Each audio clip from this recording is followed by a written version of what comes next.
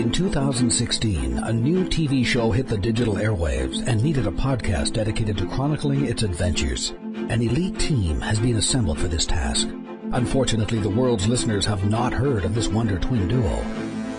And although they may not be known now, in the future they will be referred to as tomorrow's legends. Woo! Jeez, Harley. Just getting back from Star City. Why'd you have to park the Wave Rider all the way down in Australia? Well, I just really wanted to see you race with Supergirl. I really wanted to see who was faster. Well, you know what? She gets to just fly over everything. I have to actually go around obstacles and stuff and run on top of the water, so a little bit unfair, but, you know. I guess that makes you faster? Just as fast? I don't know.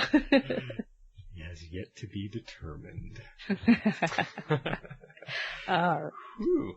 But that was fun, definitely. I'm not sure if you got to listen in yet, but it was a blast being on Aero Squad down in Star City with the gang down there. It's been a while. Yeah, well, I haven't had a chance to listen, but I'm glad you were able to get on there. I'm bummed that I wasn't able to work anything out with anybody the past week to do any crossovers, but you know, maybe we'll all get a chance over the break to do something big together, so that'd be cool. Yeah, exactly. It was really sad to be there without my partner here in crime, but no. It was still fun. It was a little bit of a crossover that we could do, and I just wanted to pass on thanks to Kevin, Brian, and Ken, otherwise known as the Overlord, the Shadow, and the Chameleon. Yeah. But yeah, it was sad not to have you there, but we do have a little bit of bonus content for our listeners here having to do with the crossover event. Woohoo! Woohoo! Well, before we get to that, Harley, like, how are you doing? We're a little delayed talking this week. What's going on? I know. I'm so sorry.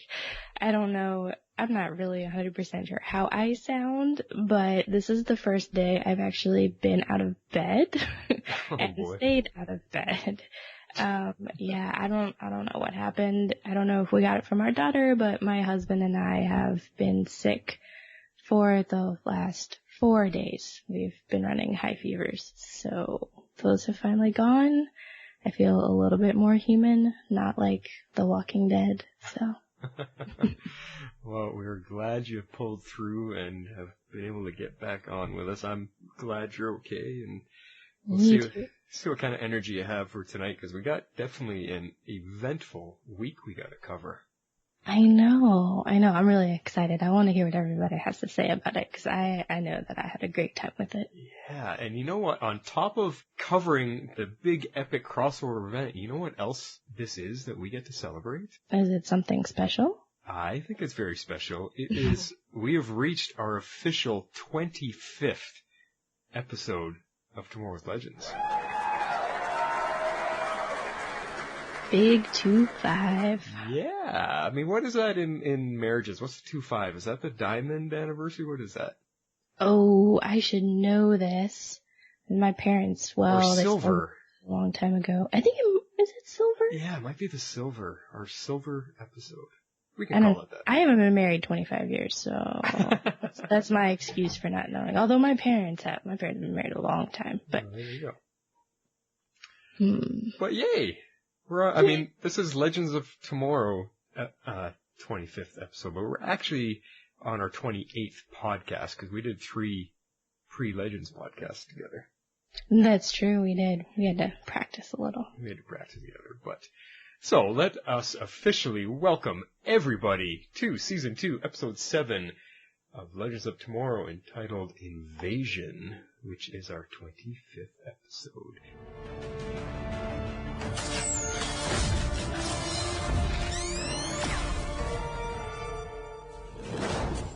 Woohoo!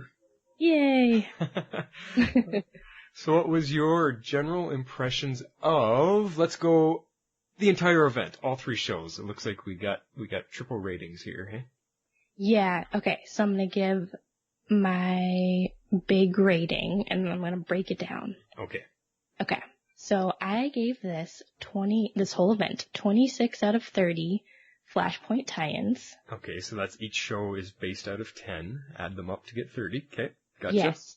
Yes, and it's only the ones titled Invasion. So Flash, Arrow, and Legends are the key ones that I'm considering. Because Supergirl, it didn't really tie in. Like, it was its own show. It wasn't like a super crossover thing, even though she came over and came onto our shows. Yeah, well, they kind of cheated because Flash used the exact same sequence that they had at the end of Supergirl. I know, and if I had known they were going to do that, I'm not going to lie, I wouldn't have watched Supergirl. Sorry. I'm not a fan of that show. That's interesting. Huh. Yeah. I don't mind it. It's not bad. It's a little too campy for me. I'm also not a big fan of her. I know. People are gonna hate me. Direct all hate mail too. Is that like from her previous work you're not a fan? Yeah. Of Melissa Benoist? Yeah, I mean, and she's better in Supergirl or as Supergirl. That she was terrible on Glee. I am sorry. The girl has an amazing voice, but she was terrible. I did not like her performances. I did not like her character. I'm sure she's a very talented singer. I will give her that. I've just not been a huge fan of her work as an actress on Glee. Oh, okay. But, what I've seen of her on Supergirl, it's pretty, it's not too bad. I think for me, she's kind of irresistibly cute. Sometimes it's a little bit over the top, but I like her transition from her cuteness to being Superman's cousin. I mean, she does it right. And she's getting better with the fight choreography and stuff, so. Yeah. But, definitely the one thing I like about the show is the sister dynamic between her and her sister. I really love her sister Alex. Between her and Wynn, which is kind of the computer tech geek guy, the two of them are my favorite characters, and yeah, so definitely enjoy it. But as for a crossover event, it really didn't have much to do with it. And that's about all we're going to have to say about that. So let's get into the rest of your rating. How's that? Yeah, sorry, that was a slight tangent, but now everybody knows I feel like that's Supergirl. Sorry, guys. Okay, so I gave Flash an 8. I gave Arrow a 9.25, and I gave Legends a 9. And I guess I'm trying I was like, do I dive into this now, or should I just keep it and just let us talk about it throughout the podcast? I'll give us a small taste of why Flash got the lowest rating and you gave Arrow the highest rating. Well, let's start with the highest rating because that's easier. So just a quick, because we'll get into it a little bit. We'll get into it right after some other stuff. But yeah, this is a nutshell right now. Yeah, Arrow, I don't know what it was about this. I loved it. I know a lot of people didn't. But I think for all the reasons that people didn't like this episode is probably why I actually liked it. I thought that almost all of the actors on there, I mean, that was some of the best performances I've seen them give. And I loved the emotion. I loved everything about it. We didn't see a whole lot from other characters. Like, we didn't, see a whole lot really from Barry or, the Flash team. And we saw a little bit from our team, especially at the end. But, it was very centered on Arrow and, of course we know why, but I don't know. I guess it's because that was, the first show that I got into, and I loved every minute of it. I thought it was fantastic. And on your first watch that you felt that? I've only watched any of these once. Okay. Yeah. Interesting. So we're going off memory here. Okay. Yeah, and then Legends was right behind it because it was just so much fun. It was just fast paced. It was great, and I loved every minute of that as well. But Arrow's got a special place in my heart, so I gave it just a little bit higher. And then Flash, not that it was bad. It wasn't bad. I mean, we got a lot of good stuff from Team Flash, but I did not like how they introduced the aliens, and I'm not gonna lie, I'm not a big fan of the whole alien concept, but, they made it work better for me throughout Arrow and the Legends episode especially. That kind of redeemed it, what they did with it. I enjoyed that much more than how they introduced it and what they did with it in Flash, and so I think that's kind of what did it in for me. Okay. Yeah. Interesting. So that was my long-winded short explanation. What are your ratings? Well, you covered 3 of them, so it's going to be a little bit longer. My rating is for Flash 9.5, for Arrow a 9, and for Legends 9.75, giving it a grand total of 28.25 out of 30. Hall of the Justice League, the DC TV way. I like your rating.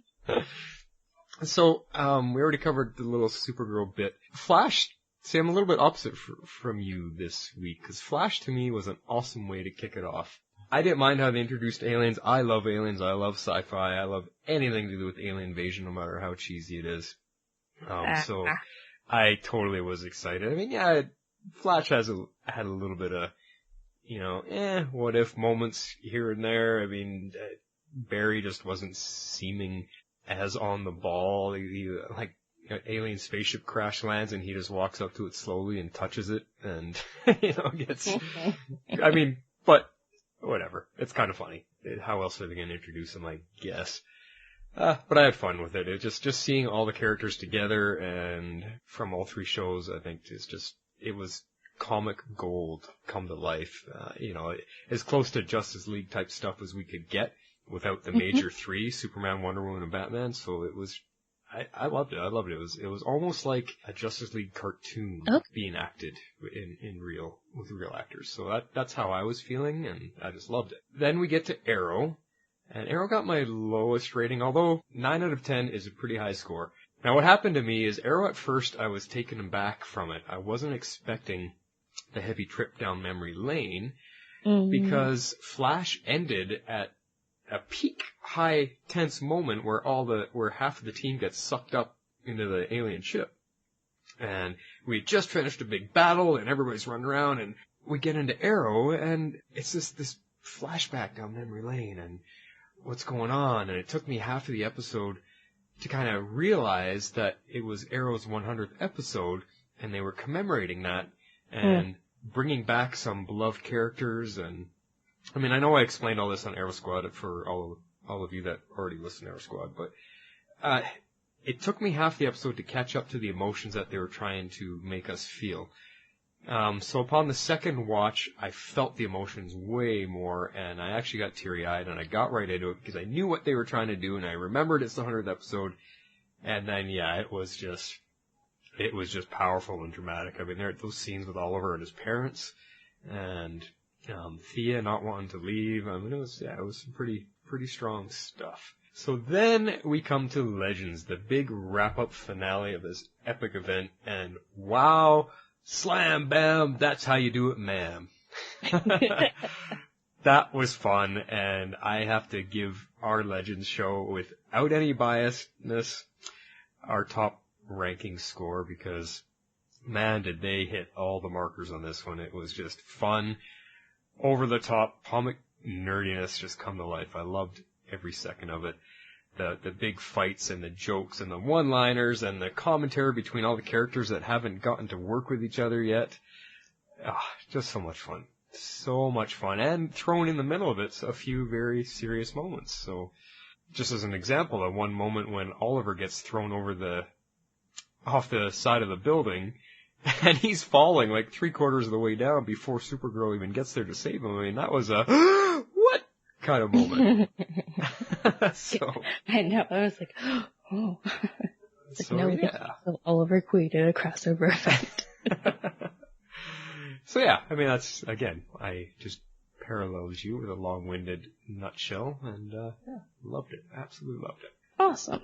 So, before we get to our story points and plot points, this was a crossover event of massive proportions, and as hard as we tried to set up a big crossover podcast, just the logistics of it all, couldn't get it to work for everybody. The only crossover that actually happened was me joining Arrow Squad, but what I managed to do was coerce our fellow hosts on the other shows, at least a few of them, to give us some feedback on the whole event so that we can include it on our show and have somewhat of a mini podcast crossover. Awesome. So I thought we'd lead the show with that.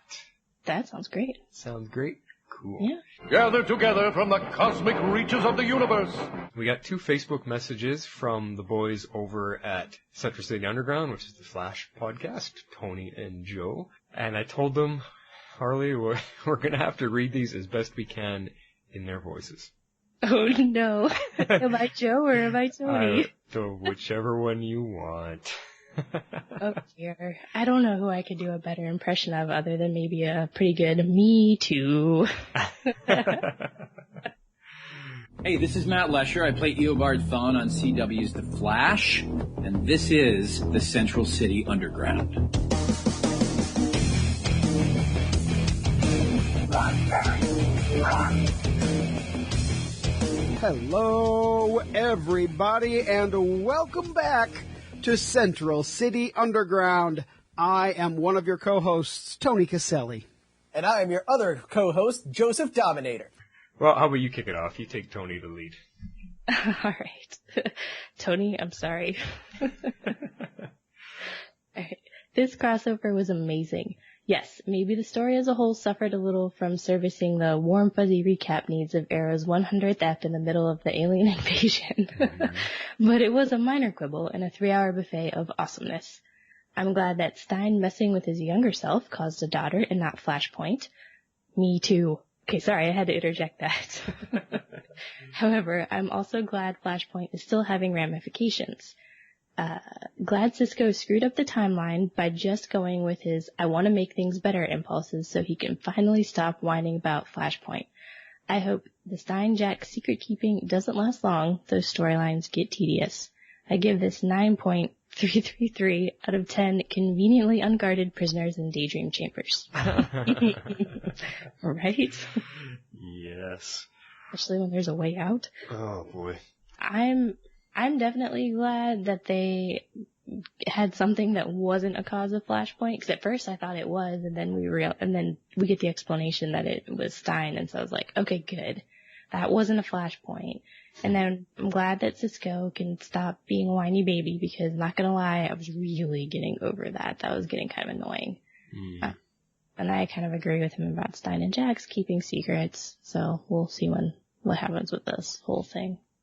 Yeah, and I think it sounded like he was feeling the same as me at the beginning, with Arrow being, a little bit of warm fuzziness in the middle. It kind of broke up the energy a little bit, but it's, like I said, it turned it around for me on the second watch. And it was cool that the Legends messing around in history is also going to have some effects on the future. So it was cool that they mixed that in with Flash's Flashpoint effects. So yeah, definitely with you guys there. Yeah, alright. And then we got also a Facebook message from his counterpart, Joe. And Joe says, okay, for the record, Legends of Tomorrow wins the trophy for most improved show. Yes! That's me. I admit to being pretty meh about last season, but I'm 100% on board now. Mick Rory continues to be my favorite part of the show. His interactions with Supergirl and Sarah Lance were beyond perfect.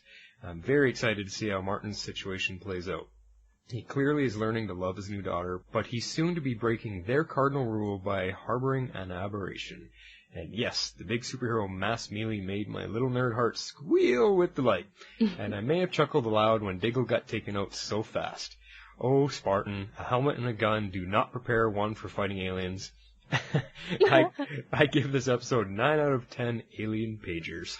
I thought the exact same thing. Yeah, he definitely was a... Yeah, he did not... I mean, Diggle fights pretty well in the Arrowverse, but, yeah, it was kind of funny. He got tossed around a little bit like a ragdoll. Pretty funny. Just a little bit.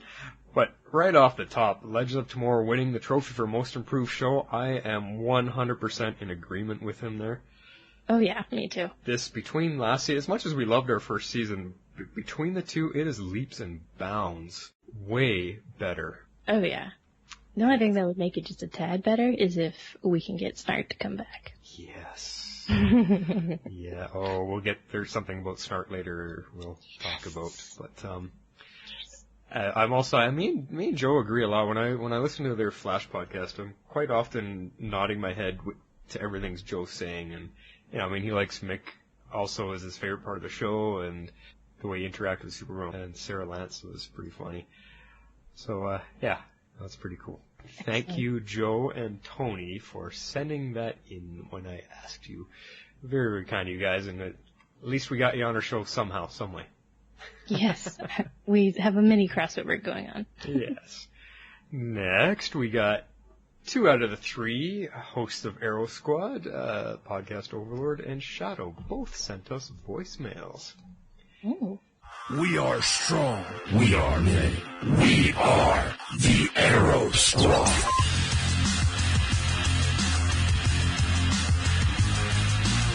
Welcome back to Arrow Squad. I'm the Shadow. Podcast Overlord. Let's kick it off with Kevin, the Podcast Overlord. Hey everyone, Podcast Overlord here. I wanted to give some thoughts on the DC crossover and certainly, obviously, the Legends of Tomorrow portion of it. Before I do that, though, a big thank you to Martin for coming on our latest Arrow Squad recording. We covered that one this week. A lot of fun having you back on there, Martin. And looking forward to being able to join you folks here at some point.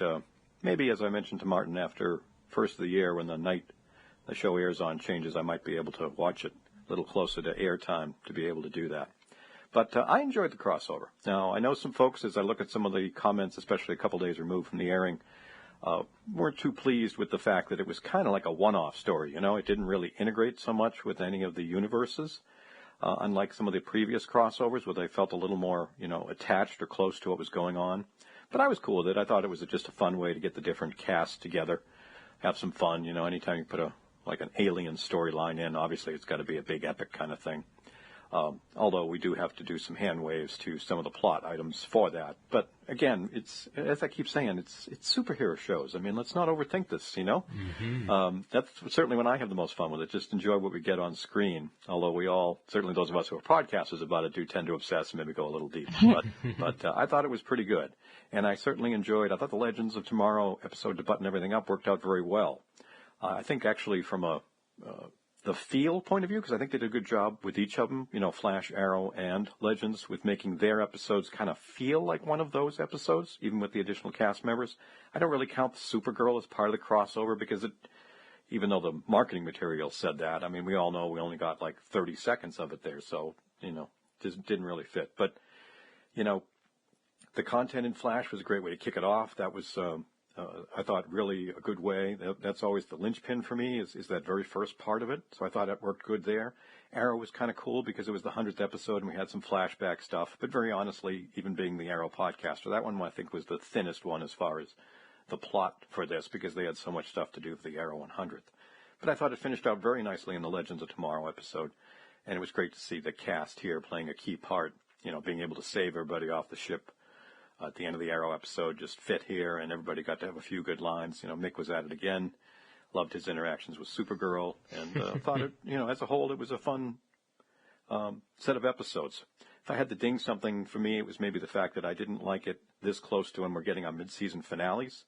So that for many of our shows, we're only going to have like one more ep, and then they go on their 4 to 6 week hiatus. So that's, you know, kind of stopping some momentum for some of those different shows and where they're at. But that's just nitpicking. But appreciate the podcast. Always enjoy checking out what you guys are talking about, and appreciate the feedback from everybody, too. It's a great community. I hope you all take care. Cool. Well, Podcast Overlord, thank you for sending in a voicemail. That makes us feel good that you listen to us to hear what we're talking about, because, yeah, you're one of our mentors, so that was really cool. A couple things he said, Harley. The one point I wanted to talk about, he was saying he's been seeing a lot of comments, you know, a week after the shows have aired now, that people are kind of disappointed the crossover had nothing to do with the regular story arcs of each individual show. I don't know. I don't know if that surprises me or if that bothers me, because I think for a massive crossover, the only two shows that are really, really, well, you know what? Not even Flash and Arrow are really tied in that tight anymore. I think for an event like this, with aliens attacking, when you're trying to cross over all 3 shows and possibly the 4th one, you have to make it a separate story. It has to be like Doctor Who fans when they do the Christmas special. It's a special. It's something that they do once a year. Let's take a break from our regular storylines and let's just get everybody together, have a romping good time, create a fun event, and then everyone separates and goes back to the regular stories. I actually don't mind that. I think if they tried to intertwine and weave it all into the regular storylines, then they would have to be doing that all season long throughout all 3 shows. Yeah, and I think that that would definitely be very difficult to do for 3 shows, let alone 4 shows. I mean, Supergirl wasn't even, like, really in the mix, and then because she's on a completely different Earth, different universe, whatever that truly is, and her things that are happening over there are not happening in the same world, really, that Flash, Arrow, and Legends take place in. So that would be incredibly difficult to do from, like, to have the same, like, plot going on. And so, I don't know, maybe it would work if she just came over, but even for 3 of the shows, I think that would be pretty difficult. I mean, I don't mind that they kind of took it and had, like, a different plot that kind of takes a step back away from where we're trying to go on Flash and Arrow and Legends and away from, like, the main villains and stuff. Like, I'm fine with that. I wasn't a huge fan of the whole alien thing, for one. And then the second thing was that I wished that they had made this the mid-season finale. I know, even though it doesn't have anything to do with our main plots, I just feel like it would have been a cleaner break instead of rushing and jamming in these last episodes this week. Yeah, well, that was the last point that Kevin had talked about too, because now we're gonna catch our breath, come back from this big invasion event, and we come back to 1 episode of a regular storyline, and we might get into it and might be all dramatic or whatever's going on, and then boom, we're cut off like cold turkey, and we have to wait 6 weeks to pick it back up again. So yeah, I agree with both of you that either this should have been the season finale or they should have done it earlier in the season. I mean, mid-season finale. That way we're not left hanging and we're not left with, the timing of it's going to be a little bit strange. And then, Kevin had also said about with the change in nights in the new season, which we'll have to remind our viewers of, that he might be able to come on and guest host with us again. So that'll be really cool. Hopefully we can work all that out. Yeah. And get him back on here for his official 2nd guest spot. Apparently I erased his first guest spot in the first season by how I worded it in our last podcast with Patty Spivot when I said she's our first official guest host, and he took some sensitivity to that. Well, technically he is correct. Although I was meaning this season. This season she's our first guest host. So it was a Flashpoint. Exactly. I said, hey, well, Flashpoint for Flash, but I said for us, we're on the Wave Rider. We went back in time and we changed things. And he's an aberration now. Anyway, thank you, Kevin, for getting that in and being part of our show and giving us a mini crossover. Now we got one more, and this is kind of a special event all in itself because we are 1.5 seasons in, and we have not been able to get this guy on our show yet, nor hear from him. He's a busy guy. And I think, to make up for it, all this time lost, he has sent us something special, has he not? Yes, he has. He has sent us a lengthy voicemail. And something along the lines of trying to beat my record on Arrow Squad voicemails. So, let's get to it. What? Here he is, Brian the Shadow. Hello, Legionnaires. Legionnaires? Legendionaires. I like Legendaires. I don't even really know. I'm trying to come up with a name for you. Well, that's what it is. My name is the real Brian, also known as the Shadow, and I come from the year 3223. Fascinating year. And I just need to say that I am the one who actually created the alternate timeline. I mean, everybody keeps blaming Barry. Oh. Burton and now Cisco, and, you guys keep changing. Dude, guys, I did this, okay? So, just relax. You're not at fault. It's my fault. I just want to say that over at Arrow Squad, we have such an amazing time hanging out with Martin the Flash and his 35-minute voicemails that he And so I wanted to do what I could here to try to beat that. So I'm working on a 38-minute voicemail right now. Oh, so don't worry. I mean, you guys just sit back, relax, get yourself some popcorn, favorite drink, whatever. Pull a comfy blanket over because we're going to be here for a while. So let me tell you a little bit about my theory here. I actually don't have a theory. I'm going to talk about my thoughts here on Legends of Tomorrow this week.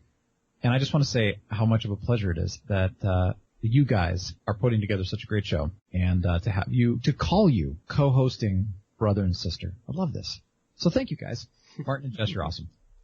So here are my thoughts. First of all, if you listen to Arrow Squad, I'm not even counting Supergirl as a crossover this week because that was not really a crossover. So we're looking at Flash, Arrow, Legends of Tomorrow. I think I have to rate Arrow as the highest just simply because their episode 100 part of it was awesome.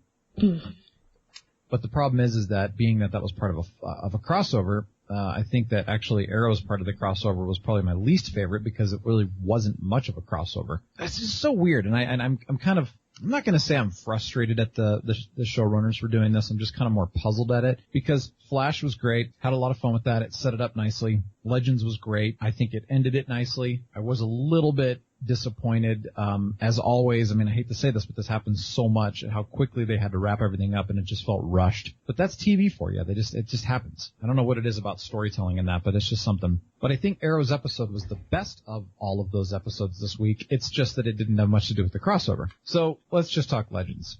I liked it. It was nice how they brought a lot of Cisco in, and you know how actually Cisco and Felicity, that was kind of funny how they did that. Yeah, I liked the usage of everybody in this episode. I don't understand the Martin Stein aberration daughter storyline. That just doesn't make any sense to me. Like a friend of mine brought it up and was like, so are we suggesting that he never consummated his marriage back in 1987? Which I was like, this doesn't make, I don't understand this one either. So yeah, this whole Martin Stein daughter story is awkward. It's not bad. It's just kind of out of nowhere. But they've been doing that a lot lately. They're pulling these stories and bringing them out of nowhere, and it's like, what is going on here? So I'm not a fan of it, not necessarily because of the fact that he has a daughter or not. I just don't like the way they're doing it. And you know how he goes from, I don't know this girl and I'm going to fix it, to, she's my daughter, save the world. I'm like, what? Come on, you're more logical than that. So I don't know. I'm not feeling that one. Glad Cisco was able to pull together his attitude so quickly against Barry and say, ooh, man, I did this. I screwed up. I let this alien go and he's responsible. I changed the timeline. It's my fault. I can't judge Barry. That was awesome. That was one of the best parts to me. I love seeing lessons learned like that. That was really cool. But again, it just felt rushed. I like how they pulled everything together. What I felt kind of interesting on how little they utilized Supergirl through the entire crossover. They barely used her in Arrow. They barely used her a little bit more in Flash, and then they barely used her this time because Oliver had his attitude, whatever that was all about. And then, I'm sorry. I'm like, oh my gosh. Come on, guys. Oliver, you just experienced an entire season of magic. Why are you against an alien? Come on. So, I did. They underutilized Supergirl. I wish they would have utilized her a lot more. Although I did like, Nick's comment at the end. Skirt, call me. That was awesome. But other than that, yeah, I thought it was good. I watched it yesterday, so I know it wasn't, just the fact I'm having a hard time remembering it just means it wasn't as memorable. I think it was a good episode, though. It just was kind of like, okay, cool, good wrap-up. But what I didn't like is how they're trying to do this whole global thing, they're talking about time and I don't know. Again, it looked in the global thing, and then here's everybody fighting. Basically, Supergirl and Flash are running around all over, the world to tag these aliens, and yet all of the main heroes are still fighting on that rooftop, which I thought was kind of, Anyway, nothing bad, just kind of puzzling. Good point. But that's how I do things. I overanalyze things. So other than that, I loved the episode, though. It was fun. It was a good wrap-up, but definitely curious to hear your thoughts on it. I just don't like the Martin Stein thing that's going on right now. It's just so weird. But we'll see where it goes. Other than that, good times. And, yes. So I did like the whole Dominator explanation, how they were able to bring that in, and how they tied in together Barry's message from the future, how they tied in the fact that, they really were just kind of there doing their thing, but it was because Barry became powerful, messed with the timeline, they became a threat, the metahumans became a threat to the aliens and that kind of thing. That I liked. I liked how they tied that together finally. I don't know if that's consistent with the comics, where they bring in the Dominators or not. I don't know those comics personally, but I did like how they finally tied that all together and made it at least make a little bit more sense. Question I now have is, what are they going to do with that? Is Barry going to fix Flashpoint? Are they going to go back and reset the timeline? And if that's the case, if they do all that, then will the Dominators have ever come? It's that classic question. All right. Well, speaking of time travel, I got to get back to my year, so ta-ta. Wow. See, now that didn't seem like 7 minutes at all. No, it didn't actually. Went back fast. Okay, well, first off, Shadow, let me first say thank you for getting that into us today. I know I was harassing you over the last couple of days to send us something. So much appreciated, because what people have not heard you on our show yet, for our listeners that don't listen to Arrow Squad, you were also one of our mentors in the beginning, and the very first taste me and Harley had of podcasting was at your side in Atlanta at DragonCon when we did our live show. And that was with you and Miss Ice, Emily. So it's very, very cool to have you finally part of our show, and we do want to get you on as a guest host eventually. So we'll see what happens in the new year. Now, let's get to a couple points, because he brought up a few things. He seemed to be really stuck on Stein's daughter, not liking that. Yeah. Here's my thing with it. Because he's saying it kind of just seems out of nowhere. Like, does that mean he didn't consummate the marriage? Well, the way I'm looking at it is, in the original timeline, when Stein was first living his life, he was so drawn into his work and his science and his research and constantly staying long at the university and doing his projects and doing a lot of stuff that I think Clarissa just kind of became used to that and was okay with that, and I think the relationship was a lot more in an understanding way where his work is his life and she's just going to stand at his side and support him, and I think that's how the relationship developed. But after he went back in time twice now and saw himself, the second time, there was that big emotional moment that we had as part of our dramatic quote of the week segment, was that he told his younger self that even after all the awards and science and experiments and adventures and everything, the only thing that in his life that ever mattered was Clarissa. She's the only thing that gave meaning to his life, and that his younger self needs to appreciate her and love her and make sure she knows it. So I think that little speech he gave himself altered his younger self in how he treated his relationship, and he no longer put his work and his science ahead of everything. He put a lot more time and effort into his relationship with Clarissa, which I think led to them being a lot more close and intimate, and that led to having a kid, which he never had time for in the first timeline. Yeah, I would agree with that. I mean, that was basically my line of thinking, is just that after his conversation with himself, he basically decided to maybe focus more on, you know, what a true family might be. And in this new timeline, they decided to have kids, whereas in the first timeline, they clearly did not for whatever reason. So I didn't really take it to the point of that, like, they never consummated their marriage. I just took it to the point that they didn't want kids. Like, his work was more important, and for whatever reason, she was okay with that. Mm-hmm. So there you go, Brian. Hopefully that maybe gives you a different perspective on it. Then he also, another point, I was scribbling notes while he was talking here because I knew I wouldn't be able to remember it all. He, like, it seems like everybody else is so happy that Cisco came around and we don't have pouty Cisco or mad, upset Cisco anymore. Now I wasn't understanding all the animosity towards that story arc, because I explained this on Arrow Squad, so for those of you who haven't heard it there, what I think is happening, and although Cisco at the very end calling Barry his best friend again may have canceled out my theory I'm about to share with you, but Cisco has been very upset with Barry because of two reasons. Two times Barry went back in time to fix his own family, like save his mom, and alter things what he thought was right or for his own selfish reasons, and Cisco's upset about that because Barry would not go back in time to save his brother. And then Cisco finds out later that his brother's actually alive in the other timeline, and because of Barry's selfish ways when he went back to save his mom, his brother is now dead. So there's two big things why Cisco's upset. And to me that is very understandable and totally makes sense, and if I was Cisco, it would take a lot to get past that myself.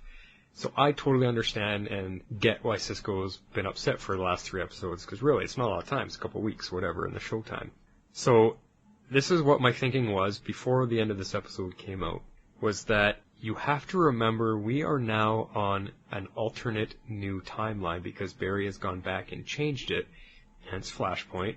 This is no longer the original timeline with the original Cisco that we all love, where he's happy-go-lucky, bubbly, making up nicknames, and totally loves Barry. This is a new version, a different timeline with a different Cisco. So he could possibly be going down the dark path, where we all think that because in the original timeline it's Caitlin Snow, that could possibly be Killer Frost. This is a different timeline. It could be Cisco that's going to end up becoming the bad guy. And his powers are developing, and he might become the Reverb version of himself, and Caitlin becomes the good guy. Hence, when he vibed and saw them fighting, we don't know who was good or bad on that side. So if you take yourself out of that and look at it from the outside, it is a perfect villain story arc that Cisco is on right now. His brother was killed, Barry refuses to help save him, and he can't forgive him, he can't get over it. And it gets worse, it festers, it bubbles, and he becomes a bad guy. Well, that's interesting. All because it's a different timeline. But that may have been erased with Cisco coming around at the end and saying, hey, yeah, you're my friend. So or for now. But that's my Cisco theory, so we'll see what happens. Interesting. I mean, there's so many things that are leading up. We are still dealing with the Flashpoint fallout.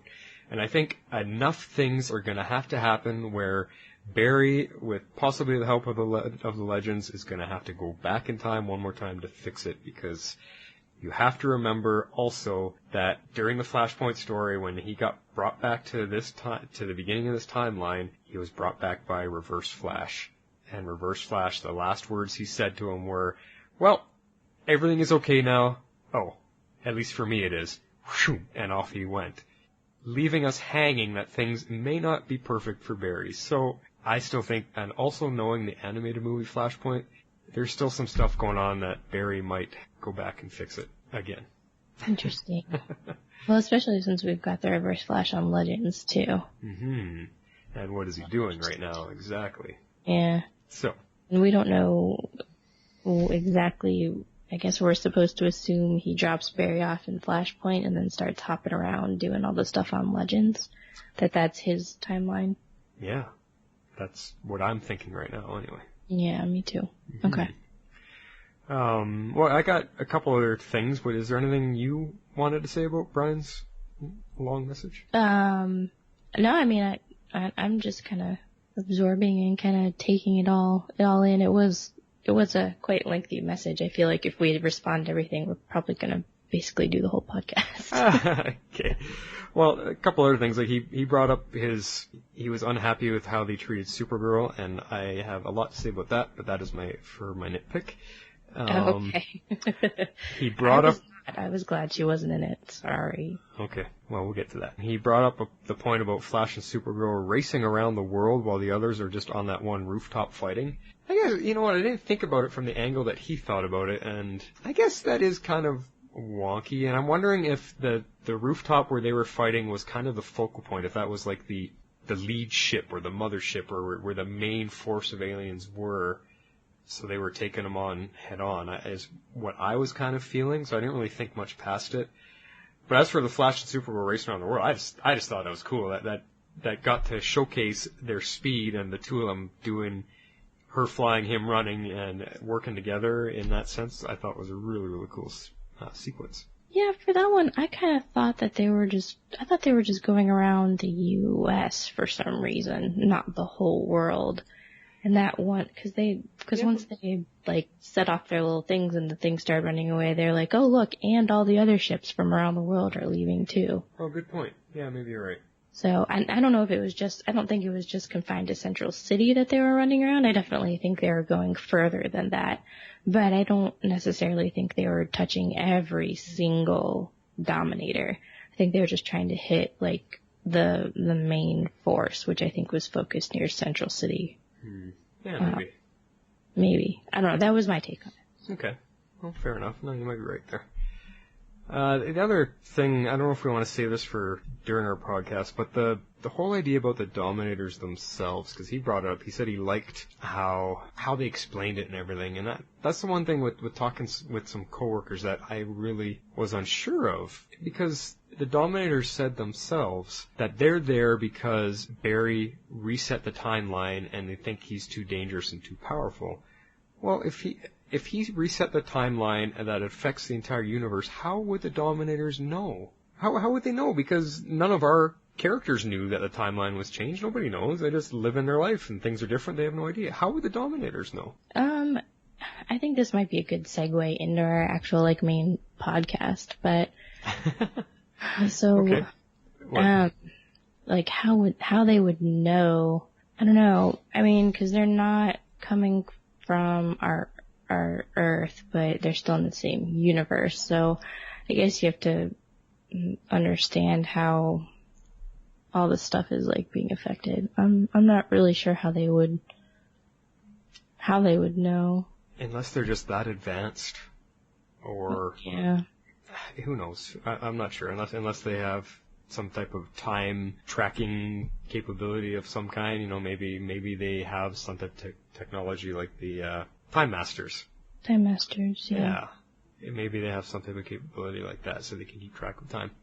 Who knows? But I also lead into it, well, if Barry is running around changing the timeline and it's pissing the Dominators off, where are the time wraiths from season 1? Where indeed. Thank you, plot device. Alright, well, anyway, we'll get into our show. Brian and Kevin and Tony and Joe, thank you guys so much for being part of our show, and as much of a mini crossover that we could do. Much appreciated, guys. Definitely. And Kevin and Brian, again, thank you for having me on Arrow Squad. It was a blast. Absolute blast to be there with you guys and with Cammy. So thank you. Alright, Harley, let's get into our plot points. Since you said we're kind of segueing, let's kick off. We got a little bit about Flash Invasion Part 1 that you wanted to talk about here. My name is Barry Allen, and I am the fastest man alive. Yeah, okay, so, first thing was that we got the reveal of Barry's message. Like the full message. The whole message. I was not expecting that right up front. That did give Flash some bonus points, I'm not gonna lie. Well, instead of letting us wait all season long. Which is totally what I thought they were going to do. But then I kept thinking back, I'm like, okay, but all of our theories have been that it leads to the crossover, and we haven't heard it yet, and we're in the crossover. So when I started thinking about it, I was like, okay, that makes sense. They kind of got to give that to us. Right. Yeah, it was a huge reveal. Well, it was. And then it also said, within the message, it says that the Legends will be affected by Flashpoint. Yeah. He says when they come back to 2016, their lives will be different. Things will have changed. So it didn't matter when they were back in history, because we were talking about it. No, it's not going to affect Legends. We were discussing that on our show. That, the Legends, they've gone farther back in history than when any of this stuff happens, so there's no way it'll affect them. But Barry says it does. It'll affect them because Barry created a new timeline, which they are part of. So I got a question on that. So he's created the new timeline, and now they effectively have different pasts, but because they're time traveling, are they going to remember their pasts, or is it going to be they're going to remember a different past, and when they come to 2016, I guess that doesn't make sense. Do they remember this new past? Are their memories just overwritten, or? I think it's going to be the same as it affects everybody. When Barry goes back in time and changes it and creates a new timeline, and he comes back forward to our current time period, nobody knows different. Nobody has any clue that anything's changed. Cisco thinks his brother's dead. Caitlin knows she has powers. All these different things. So I think even for our Legends team, it doesn't matter where they are in time. The timeline is just instantly changed, and they are instantly on a new path without knowing any different. Okay. So history may have changed, whatever it may be, the Nazis never rose to power, or whatever might be going on, they wouldn't know any different. Gotcha. Okay. That's what I'm thinking. Okay. Okay, cool. But yeah, so you like that they revealed the whole message, and actually, not only that, I mean, they got Barry to listen to it. Oh yeah, exactly. Like, how trippy is that? He's like, and don't trust me. He's like, what? You're hearing yourself say that. I know. It's like, that's gotta be really trippy. Well, We'll we could dive so much into that. The guys were talking about that on the Flash podcast this week about, is Barry's message directly related to the Dominators, or is he talking about something else? Because when he says, don't trust me, what is he really referring to? Yeah, that's the question, isn't it? I don't know that it's referring to the Dominators at all. I think this was just a convenient way to get everybody to hear the message. Well, the theory that they were coming up with is that it's more revolved around Savitar and that whole storyline. Well, that's fascinating. And don't trust Barry because I don't know if you know the Flash comics at all, but in one of the Flash stories, Barry from the future comes back in time and he's blue.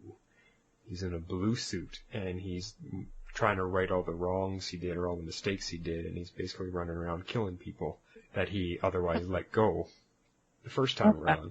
So they're thinking, because the show has done this before, the show has taken stories from the comics and kind of twisted them or mixed them up a little bit. So they're thinking that this blue Savitar guy could very well be Barry in disguise from the future. And that's why his message is saying, don't trust me. Well, that would be really interesting. Because Savitar is claiming he's the god of speed, or is the god of speed. Right. So Barry at some point becomes the god of speed? That's the only issue I have with that. Possibly. Well, that's what I mean. Maybe we'll just leave it for the Flash guys to figure out. Because there's also in the brand new, the Rebirth storyline, which is happening right now in Flash, there's another character called Godspeed, who is faster than Barry. So they could be intertwining 3 different story arcs into one here, so who knows?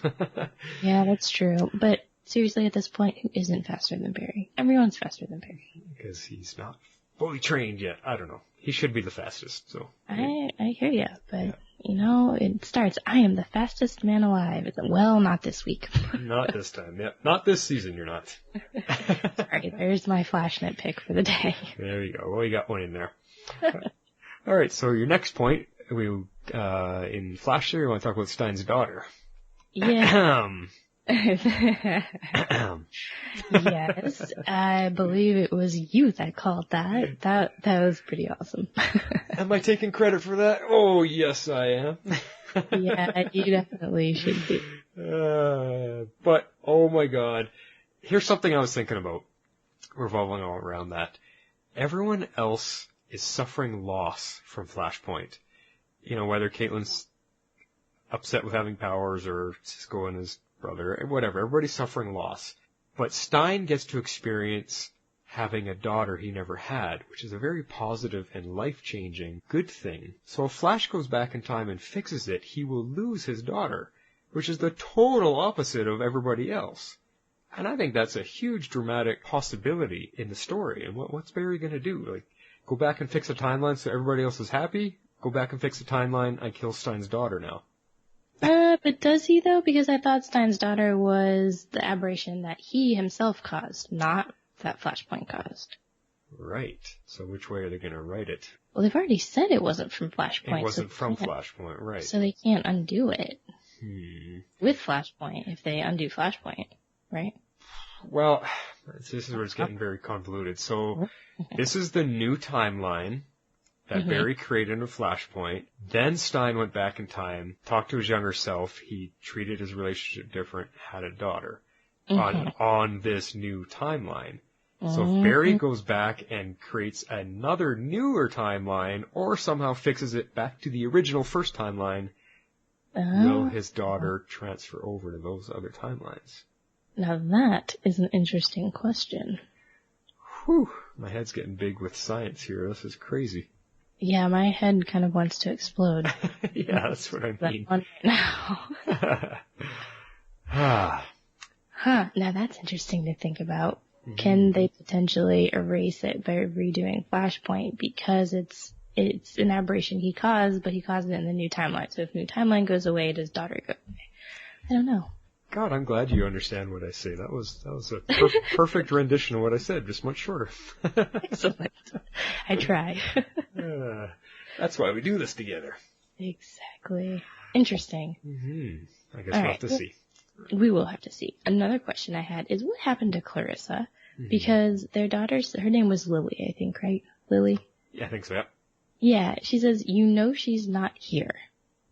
So where is she?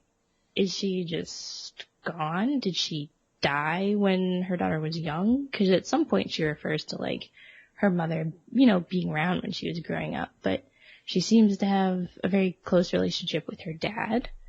And she said, she's not here. So what happened? Well, yeah, or was there a divorce? Did she move to another city? Or was she just not home at that time of day and he should know that? And I'm totally overthinking it, which is probably possible. Well, no, maybe. I'm just throwing in some other possibilities. Like, yeah, maybe. No, definitely. Because it's the way, maybe we should rewatch that clip because how she says it, she's not here, meaning she's been gone for a long time, or she's not here, like she's at work, silly, or like how did she say it? That's what we need to look at. I feel like it was more of a, she's not here, like, have you like hit your head? She's not here, kind of thing. Okay, so then I'm thinking it's something a little more serious, yeah. That's what I think, and especially that since they never ever bring up Clarissa like at all after that. So I'm almost wondering if, I don't know, I'm wondering if it was almost a swap, like they became really close and had a daughter and then something happens to Clarissa. In the other timeline, they don't have the daughter, but Clarissa lives or is around or whatever has happened to her. See, that's a very strong possibility. Yeah.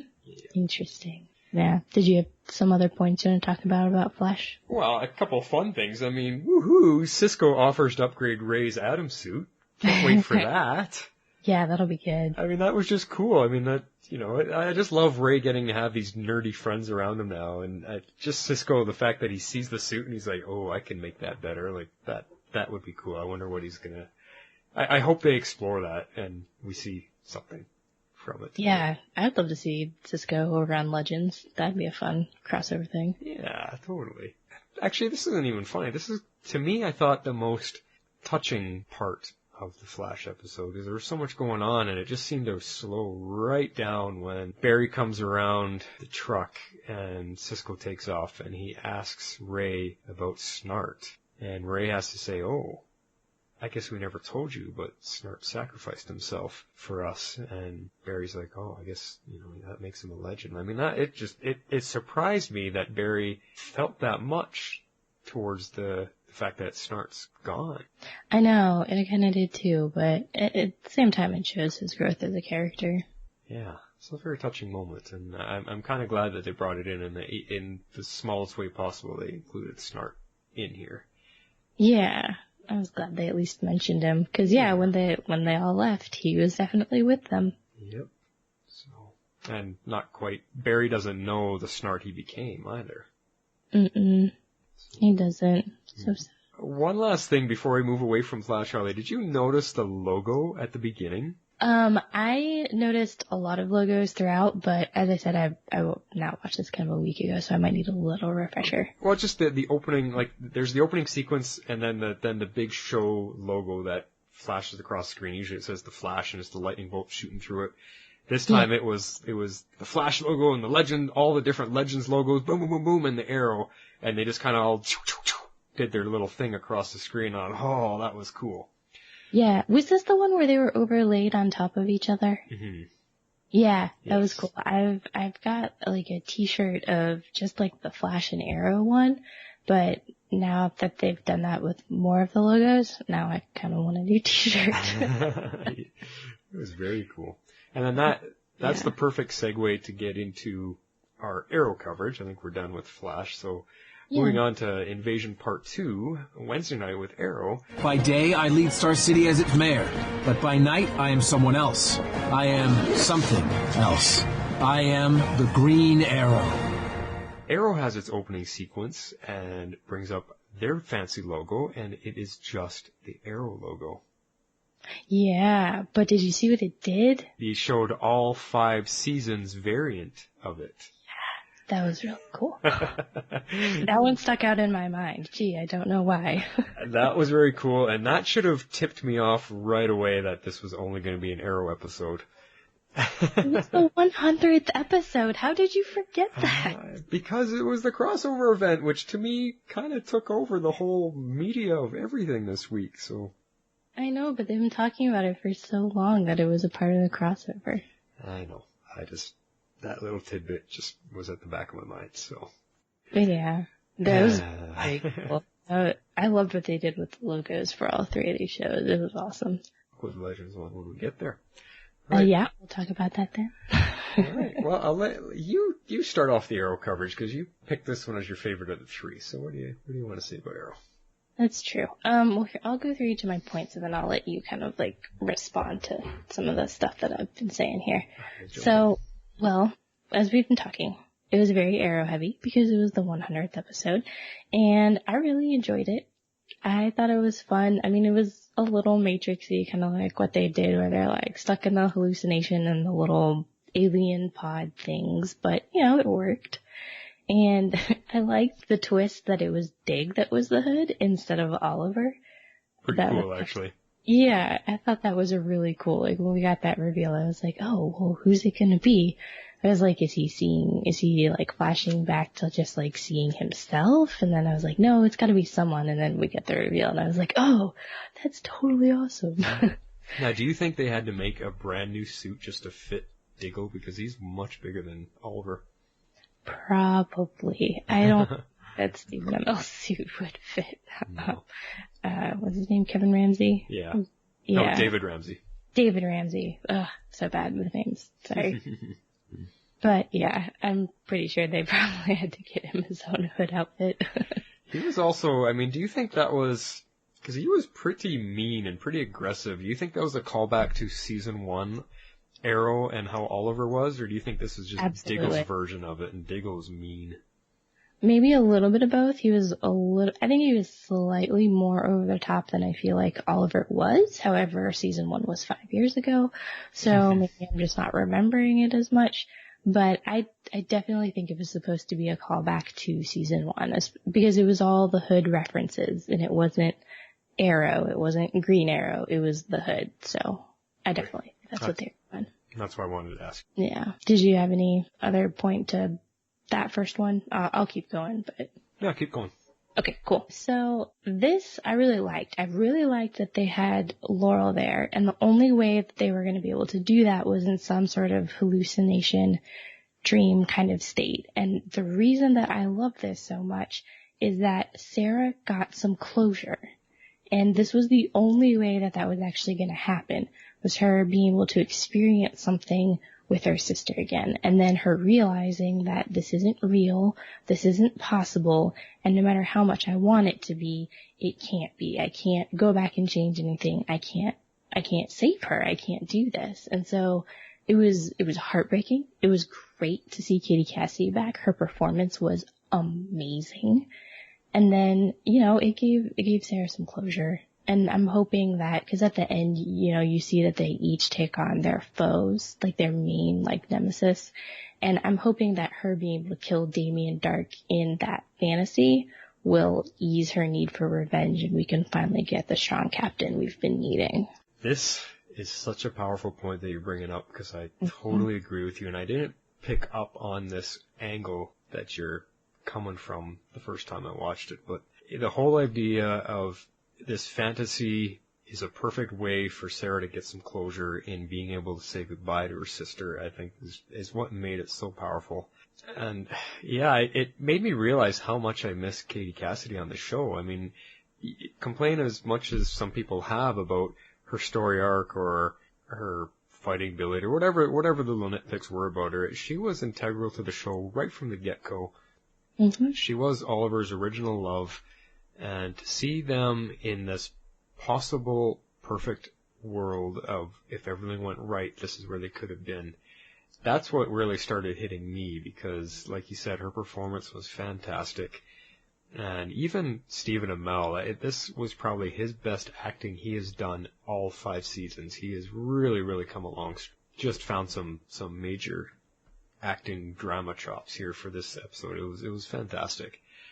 Yeah, they all did. I mean, Thea included. That was one of the best performances I've seen Willa give. I mean, it was great. Well, she's been good. She's been my favorite right from the kind of like the last 2 seasons. I've absolutely really loved her. But yeah, she did really step it up too this time. It was tear jerking. Like I was on the edge of watery eyes through all of the flashback scenes on my second watch through, and I was like, how did I miss this the first time? Like now that I'm watching it as 100th episode commemorating all the struggles these characters have gone through, then I was able to tap into it, and I was, wow, like it was, for us Arrow fans, it was powerful stuff. And it was, yeah. And I get that it was a week work into the crossover. Absolutely. Totally. 100%. Mm-hmm. I don't disagree with that at all. That does not take away from the fact that this was an amazingly well done episode. It was emotional. You got a lot of nice tributes for the whole show, like up through now. I mean, 100 episodes, that is quite a feat. It's a big step, yeah, for any TV show to reach 100 episodes. I mean, you got to be halfway into 5 seasons to get that. And Arrow, or even close to 6 seasons, because Arrow usually does 22 to 23 episodes a season, and most shows don't get that many per season. Yeah. So yeah, it's quite a feat. It is. And no, it was great how they tied so many of the stories together, bringing in all the old villains from the other seasons. Like, I love that they had Deathstroke in there, and I love that they brought in John Barrowman for a guest spot, because we haven't seen him yet this year, so it was so good to see him as well. I know. I keep wanting him to come in. I'm like, come on, you've got to show up on one of these shows. Yeah. Where are you? I was so happy to see him. And, yeah, I mean, even Damien Dark was in there. Even though people weren't too happy with his season, still to see him on there, we know what he is, and we know how good of a villain he is for our team, and the fact that he's messing around on Legends right now. So to see him pop up, that was also cool too. The only thing, they were missing a couple. They were missing Ra's al Ghul, which I thought probably should have been there, considering what they were doing with this story.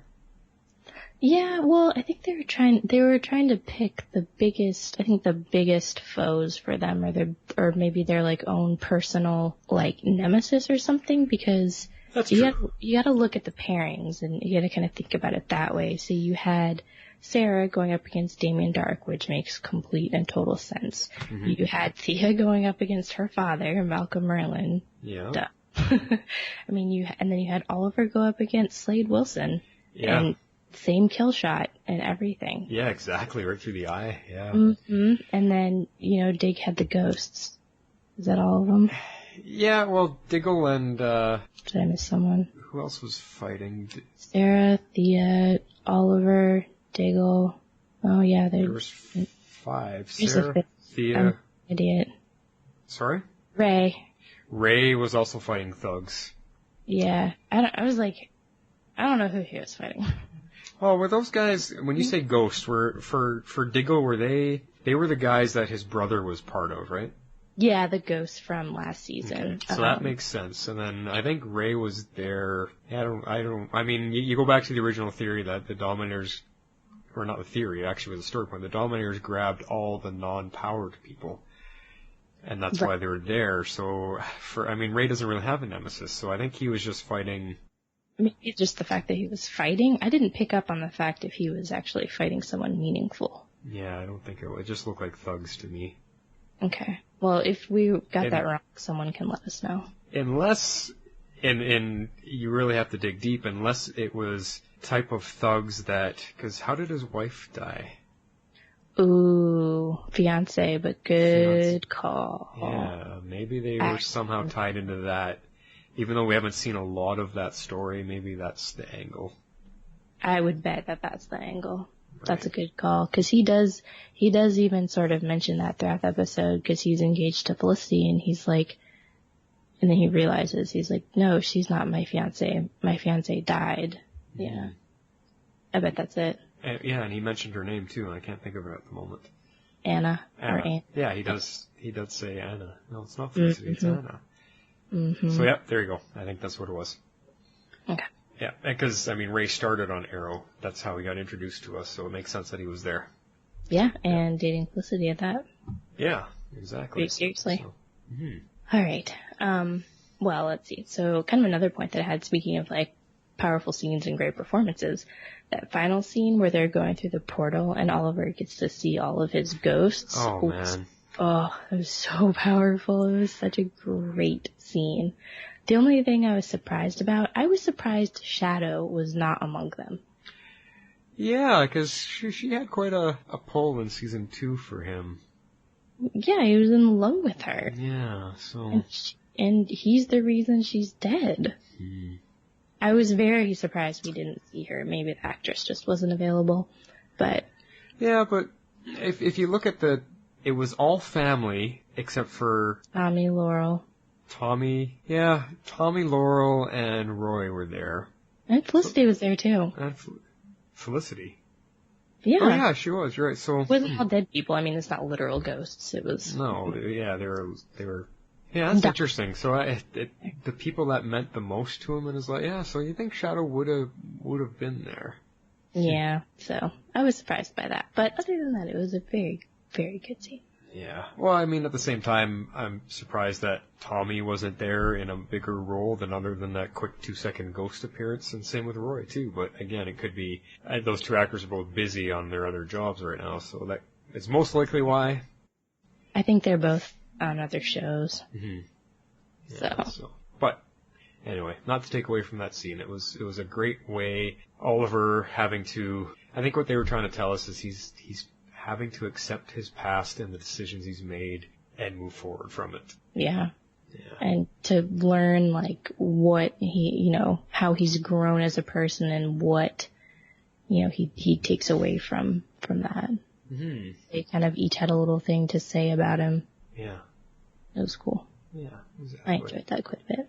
Well, and then, even though this was very Arrow heavy, it did tie into Legends at the very end quite nicely when they finally wake up from their capsule sleep and realize they're on a spaceship. And this is, if I had to nitpick about anything about the Arrow episode, it was this, because none of them are powered, none of them are science nerds or geeks or anything. How do any of, well, I guess Ray would be the closest one, but how do they hop into an alien ship and even learn to pilot or fly it at all? I don't think they did. I think they got lucky because Thea just like touches something and then the whole thing takes off and she's like, Mom said I wouldn't amount to anything. Yeah, but I mean, Diggle made the comment, there's incoming, and everyone's like, how do you know that? He said, I don't know. And then you see the ship kind of weaving and dodging and outmaneuvering laser fire. I'm like, well, who's doing that? Is the ship on autopilot, I guess? It's a minor thing. It's not a big deal. It's just struck me. I'm like, well, how is that happening? Well, I mean, if you think about how the Dominators function, they do everything, like, telepathically. Mm-hmm. So I'm wondering if subconsciously it was trying to tap into each of them and just do something about it, but they didn't know what was happening, or they're not advanced enough to truly, like, control things. So, like, he had touched it, and, it took off, and Diggle just had this sense that something was incoming or whatever, and then they were sort of, like, weaving around, but they weren't doing a very good job of it, so... Well, that is the thinnest I've seen you stretch all season long. Right. I did not like the aliens. But you know what? You stretched it enough. I'll accept it. That eases my mind just enough to get past it. Yep. And then, it was cool because they're making their escape, and in comes the Wave Rider, sweeps in, scoops them up with a tractor beam, and off they go. And I thought, if anything, the three shows, the way they transitioned between each show was perfect. Oh yeah, that was great. Perfect transition, and what a great way to introduce the Legends into Arrow at the end here. And of course, it's Nate, because we haven't gotten to see Nate at all yet in this crossover. So it was cool that he's the one that gets to say, hey Oliver, and I'm Nate, and he introduces himself to everybody else. I thought that was cool, because we've been missing him. We're like at the end of 2 episodes of the crossover, and that's the first time we've seen him. I know. I was like, oh, where's my Citizen Steel? Yeah. But at least he gets to play a more prominent role in our Thursday night episodes, so. Yeah, exactly. Good. But like you said, where's Amaya? Where's Vixen? She hasn't shown up yet either. Yeah, no, at this point we didn't see her at all. I mean, we see her on Legends, but she did play a pretty minor role throughout the whole thing, unfortunately. Right. And then what was the very last bit we find out there? Oh, so this just tied the whole storyline together. They're trying to figure out what the Dominators, wanted them for and why did they take them. And so apparently they're building some sort of weapon. They're headed directly for Earth because they're planning to take out someone or something or the entire Earth. At this point, we're not too sure, I don't think. So we figured out that they captured our members of the team because they are not metas and they couldn't really fight back and they wanted to probe their subconscious for details on. We don't learn the answer until Thursday night. But what we end up learning to roll right on into our Legends show, and then we can talk about our logos, is that they were actually trying to probe their subconscious to learn about metas and figure out their biggest threat and what's going on with them, maybe who they are, any details that these people know. Right. So that tied it all together for me. Yep, exactly. And boom, here we are landing at our show finally. Yay. What a great fun trip to get here. But yeah, Legends, part 3 of the Invasion Week, and here we go. What an opening shot of the Hall of Justice. Oh my god, that was awesome. Because the Hall of Justice has been a staple of a symbol since the late 70s for me. Watching the old Super Friends cartoons. And it was always, meanwhile, at the Hall of Justice. Meanwhile, at the Hall of Justice. Exactly. And it looked exactly the way it's always looked. And it's so cool that, it's just so cool that they were able to incorporate that. And I just love, I guess maybe it happened was it in the Flash episode they introduced it? I just love that they show up on the, oh yeah, down at this old shut down airport, we've got this old hangar Star Labs used to own. So Barry Allen's I guess I kind of own it. I just about fainted. Are you kidding me? Barry Allen owns the Hall of Justice? How cool is that? That is very cool. That is very I liked that was a tie-in. So awesome. But yeah, every time they kept going back here during this episode, I was like, meanwhile. But yeah, so good going on the writers though, as you were saying, the way it ties it all together. Yeah. Made perfect sense. Good job on the writers. Oh yeah, absolutely. For sure. As we said, we actually get to see Nate in this episode, so that's awesome. So I love that he brings his whole historian role to it, and that he's the one who finds a Dominator in 1951, and I'm like, yes, we do get to time travel. We have to on our show, come on. I know, I was like, how are they gonna do this? Not even thinking that the Dominators came to Earth the first time around in the 50s. I was like, oh, duh, they're gonna go back to 1951. At that point, I had totally forgotten until Nate brought it up. Yeah, I did too. I was like, it didn't even occur to me. And then he's like, oh yeah, by the way, I think I found a good point. I was like, oh, okay. So he's gonna take a couple guests with him back to 1951. Yes. Which I loved. Cisco and Felicity at the Waverider. Are you kidding me? That was amazing. Oh my god. Well, the two people he brings with him, Amaya and Mick. Oh, yeah. And then Cisco and Felicity. Yay, 2 points for Nate. It's really showing his value to the team. This historian part that you were talking about. Mm-hmm. Really highlighting his value to the team. So I really enjoyed that myself. And then I thought it's, how convenient to take the only 2 Legends characters that haven't been included in the rest of the crossover yet. I know. I was thinking the same thing. Yes, but now, like you said, Felicity and Cisco, oh my god, these two are my absolute favorite pair together.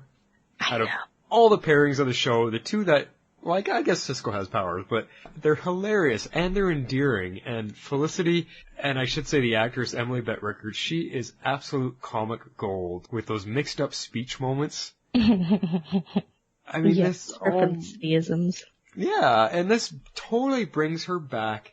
I think because we've been talking about it all throughout Arrow that we're very upset that Felicity has lost her way as a character. She got all dark and serious for the one season. Then they had the romantic love season. We have lost our Felicity that always sticks her foot in her mouth, the comedian that she was always the highlight of Arrow.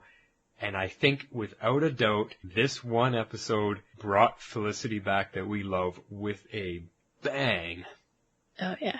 It was amazing. She was pure comic gold. I was laughing. I don't often, when I'm watching a TV show by myself, I don't often laugh out loud. I find it's only when you're with people that you laugh out loud. Yeah. But sitting there with myself, I actually did laugh loudly, and my cats are looking at me like, what the heck's wrong with this guy? I was cracking up. Sorry. Well, yeah, well, and especially, yeah, like you were saying, like with when they first land, and just before, I don't know if it's just before or just after she throws up, when all of the words are just like gibberish. Yeah.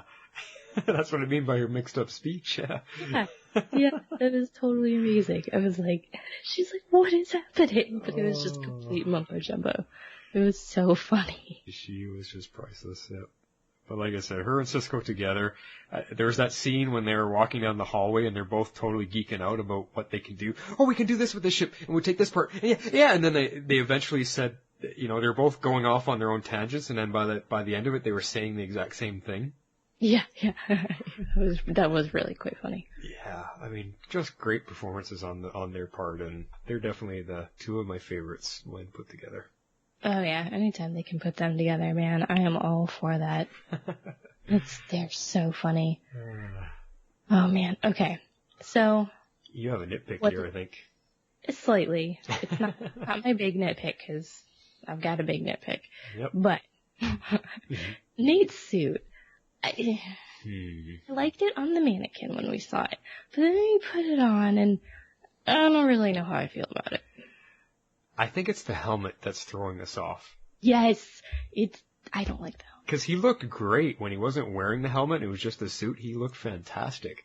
That's true. I think the helmet kind of looks like a Power Ranger.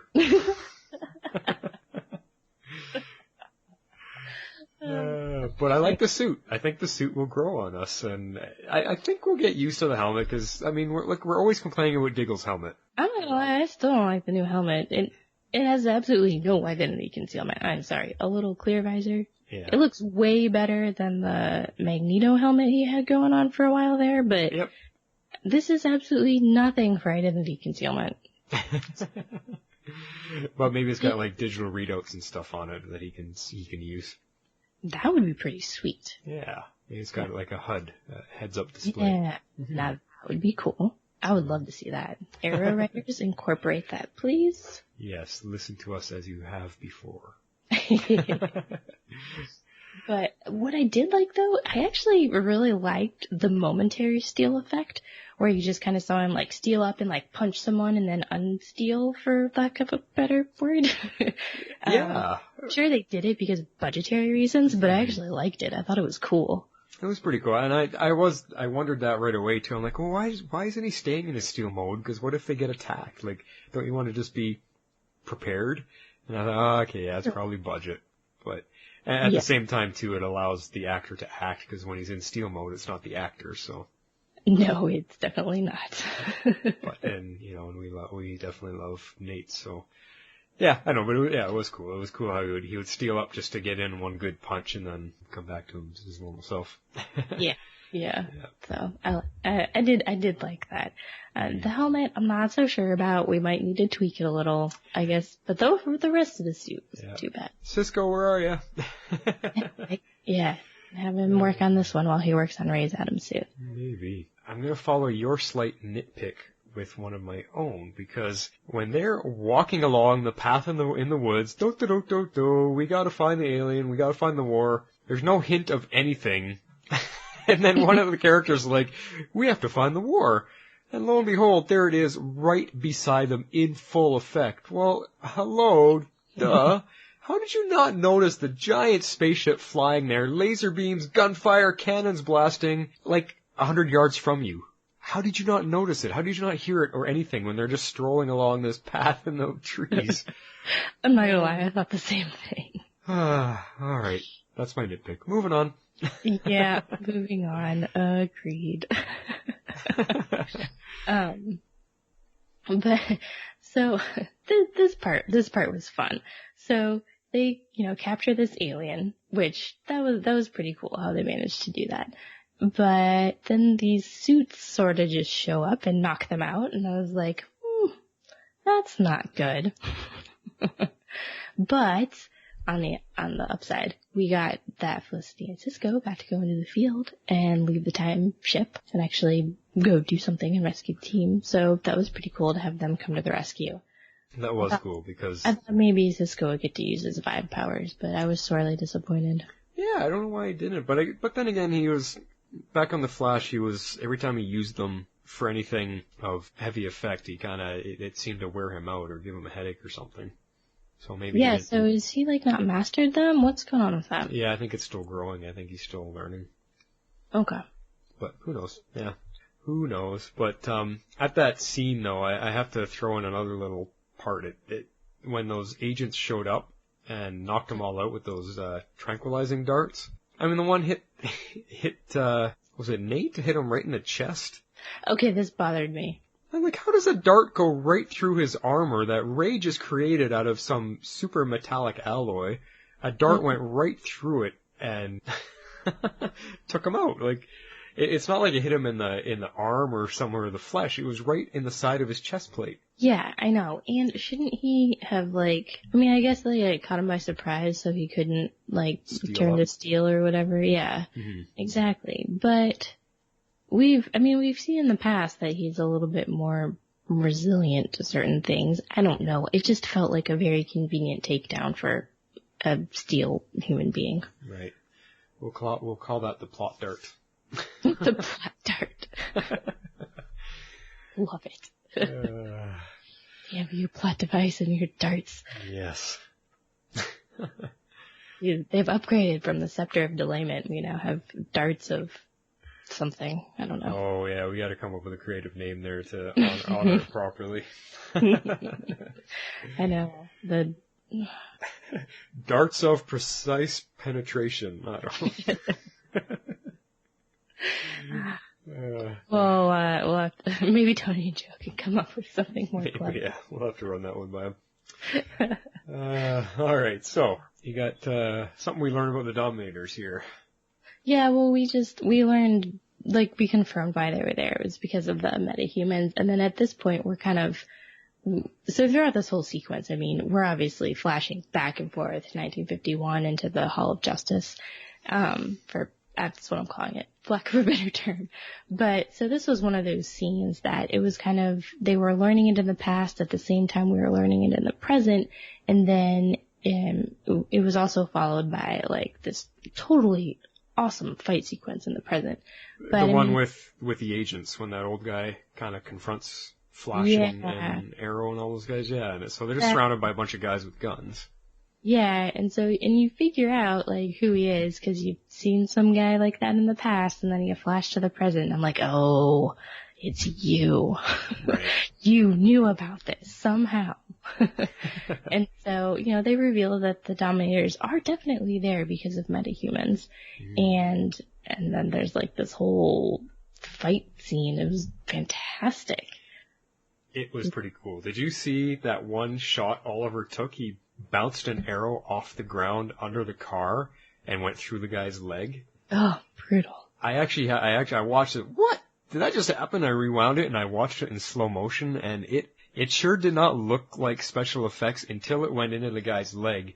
It was a real arrow fired under the car and skipping off the pavement, and then at that point it switches to, it just jumped to the guy's leg, but it happened so fast.